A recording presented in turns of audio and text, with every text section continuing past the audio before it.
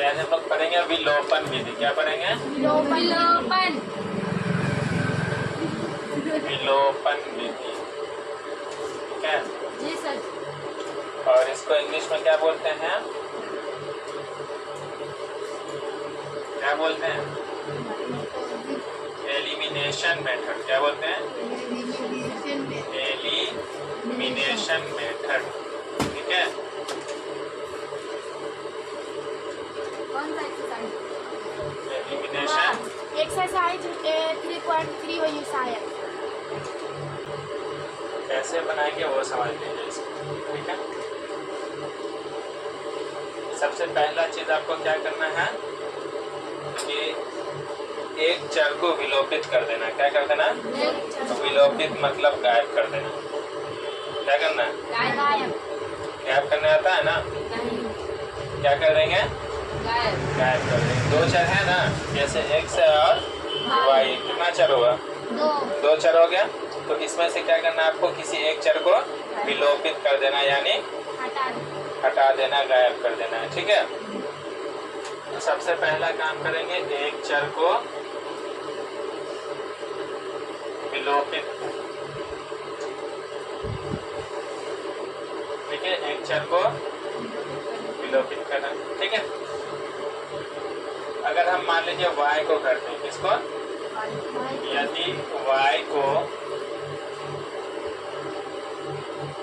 क्या करना है? विलोपित करना है, ठीक है। यदि y को विलोपित करना है तो दोनों समीकरणों में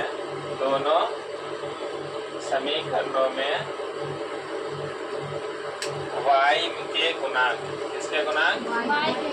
y के गुणांक को क्या करना होगा? समान करना होगा। क्या करना होगा? समान। मतलब एक जैसा, है ना। और उसके बाद फिर क्या करेंगे? घटा लेंगे। क्या करेंगे?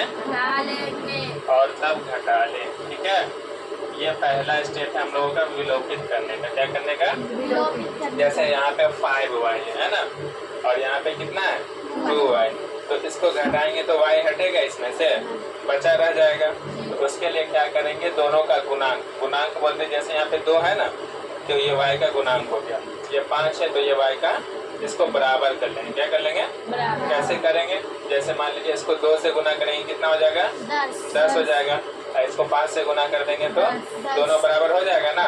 तो ऐसे गुना करके दोनों को क्या करेंगे? बराबर कर लेंगे। और उसके बाद फिर क्या करेंगे? दोनों को घटा देंगे तो y खत्म हो जाएगा, विलोपित हो जाएगा। इसी को बोलते हैं विलोपित करना, ठीक है। गुणांक को बराबर करके उसको घटा लेने पे क्या हो जाएगा? वो विलोपित हो जाएगा, ठीक है, खत्म हो जाएगा। दूसरा स्टेप में आपको क्या करना है? तो जब y खत्म हो जाएगा तो इससे क्या प्राप्त होगा? x। क्या प्राप्त होगा? x प्राप्त होगा।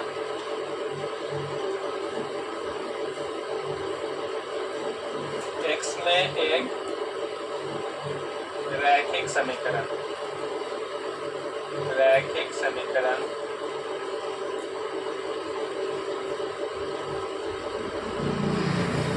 प्राप्त होगा, ठीक है। x में एक रैखिक समीकरण प्राप्त होगा। इससे x का मान ज्ञात कर लेंगे, ठीक है। जब विलोपित कर दीजिएगा तो सिर्फ x वाला समीकरण आपके पास रहेगा, ठीक है। और वो रैखिक समीकरण है। कौन सा समीकरण है? रैखिक समीकरण है। तो इससे क्या करेंगे हम लोग?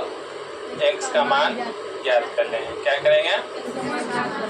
इधर देखो बाबू, x का मान क्या करेंगे? इससे निकाल लेंगे, ठीक है। तीसरे नंबर पे आपको क्या करना है?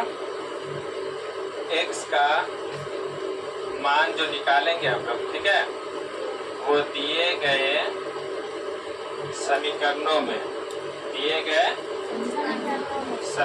दो समीकरण जैसे दिया हुआ है यहाँ पे, है ना। तो उसमें से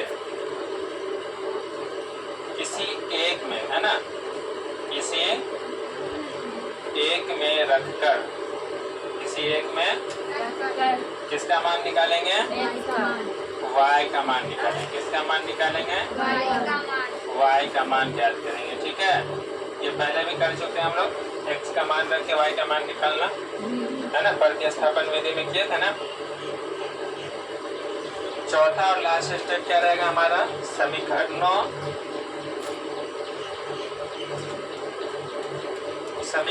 को पहले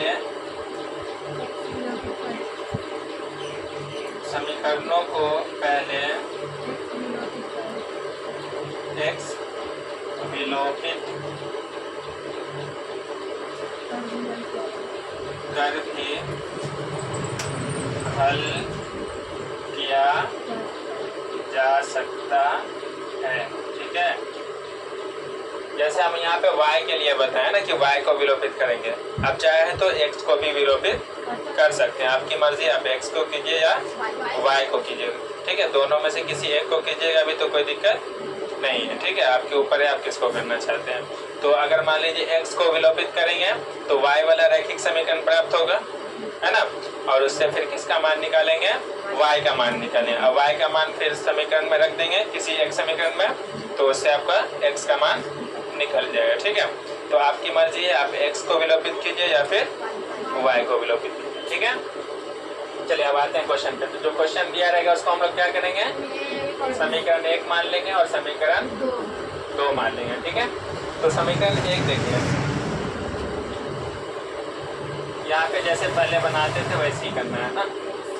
समीकरण 1 क्या है?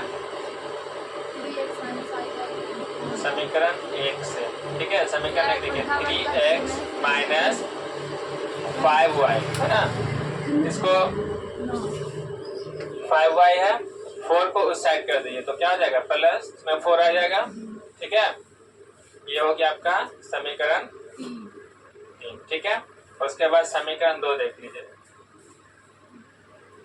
समीकरण 2 से। ठीक है, इसको सिर्फ सीधा कर रहे हैं ना, सीधा करने के लिए लिखा। चाहे तो यहाँ पे भी सीधा कर सकते हैं, है ना। तो यहाँ पे 2y को इस साइड ले आएंगे तो 9x माइनस क्या हो जाएगा? 2y। अब बराबर में क्या बच जाएगा? ये हो गया हमारा समीकरण 4। अब यहाँ देखिए, ये 5y है और ये 2y है, दोनों बराबर नहीं ना है। तो इसको बराबर करने के लिए क्या बताया है कि इसको कितना से गुना करेंगे? 2 से, और इसको 5 से। तो यहाँ पे लिख देते हैं समीकरण 3 और 3 को, है ना, समीकरण 3 को कितना से गुना कर रहे हैं? 2 से, है ना, 2 से, तथा समीकरण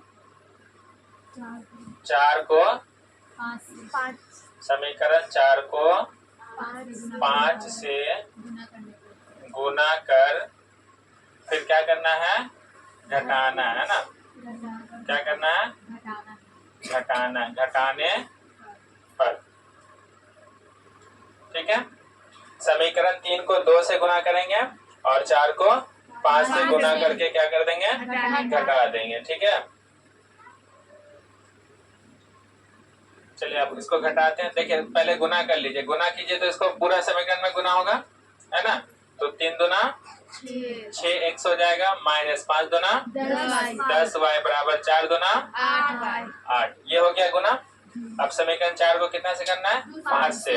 तो 5 से करें तो 5 नमा 45x माइनस 5 दूना 10y बराबर, और 5 सत्ते 35। अब इसको क्या करना है हम लोगों को? घटाना है। ठीक है, तो घटाव में चिन्ह बदल जाता है, माइनस है तो प्लस। तो ये 10y से 10y क्या होगा? कट जाएगा। अब यहाँ पे बच गया हमारा कितना? 45। 45 में से 6 घट जाएगा तो कितना बच जाएगा? माइनस 39 x बच जाएगा, और बराबर 35 में से 8 चला जाएगा तो 27 बच जाएगा, माइनस 27। माइनस से माइनस कैंसिल कर दीजिए। ठीक है, तो 39 x बराबर हो गया 27, या x बराबर हो जाएगा 27 बटे 39। इसको काट सकते हैं, 13 तिया 39 और 9 तिया, तो x का मान कितना निकल गया? 9 बटे 13 x निकल गया। अब x का मान क्या कहाँ रख देंगे? समीकरण 1 या 2 में। ठीक है, तो समीकरण 1 या 2 में मान रख देते हैं। ठीक है, यहाँ पे लिख देते हैं समीकरण किसमें रख दें? 2 में कि 1 में? 2 में रखते हैं। समीकरण 2 में x का मान रखने पर, ठीक है। समीकरण 2 में x का मान रख देंगे तो क्या हो जाएगा, देखिए 9 इंटू एक्स की जगह पे कितना आ जाएगा 9/13, ठीक है। 9 गुने 9/13 हो गया, ठीक है। इसको आप ब्रैकेट में भी ऐसे लिख सकते हैं, कोई दिक्कत नहीं है, ठीक है, या गुना देके भी लिख सकते हैं, ठीक है। और बराबर हो जाएगा कितना, बराबर कितना हो जाएगा 2y प्लस 7, ठीक है।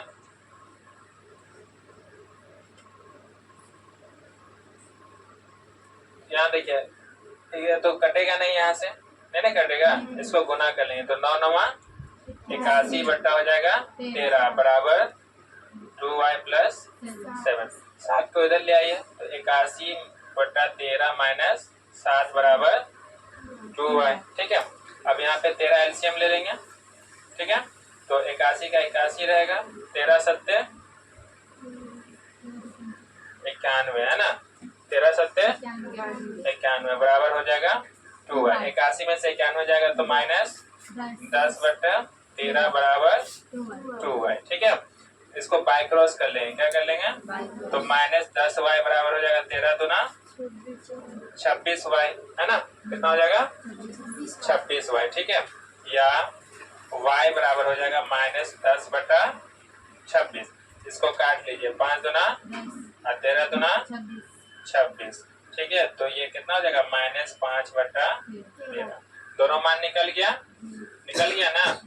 x का मान कितना निकल गया 9/13 और y का मान कितना निकल गया माइनस 5/13।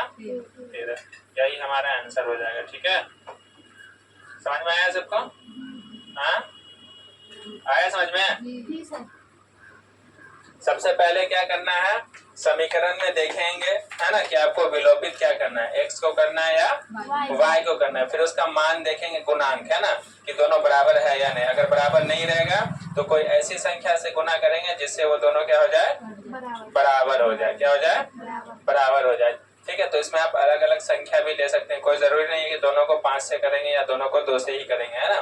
जैसे यहाँ पे अभी हम लोग किए हैं, इस पहली समीकरण को कितना से किए हैं 2 से, और दूसरे को 5 से किए। तो बराबर करने के लिए आप दोनों संख्या को अलग अलग गुना कर सकते हैं, ठीक है। बराबर करने के बाद आप उसमें गुना कर लीजिएगा, फिर क्या कीजिएगा, उसको घटा दीजिएगा, ठीक है। तो घटा देने के बाद आपका क्या मान निकल जाएगा, x का मान निकल जाएगा। और x का मान फिर कहाँ रख देंगे, समीकरण 1 या 2 में रख देंगे, तो उससे आपका किसका मान निकल जाएगा, y का मान निकल जाएगा। सिंपल है, समझ में आ गया। चलिए इसको डाल लीजिए और क्वेश्चन नंबर 2 बना के दिखाइए इसका।